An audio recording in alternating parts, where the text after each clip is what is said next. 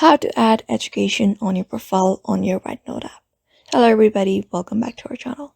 In today's video, we will be guiding you on how you can add education on your profile on your Rednote application.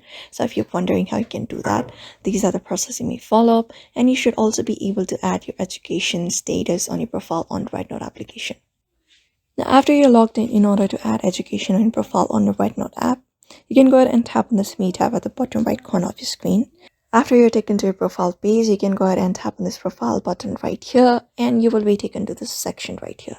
So in order to add education on your profile on your Rednote app, you can find the education section right here at the second last option under your profile. You can just go ahead and tap on it, and when you tap on it, you will be taken to this option right here.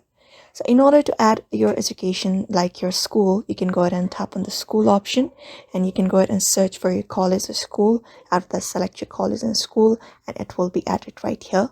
After that, you can also select your enrollment time, and after your enrollment time is selected, you can find the show education section here. So if you want that education your status to be visible on your profile, you can go ahead and enable this option. Otherwise, you can disable it and tap on save, and your education status should be available on your profile on your Rednote app.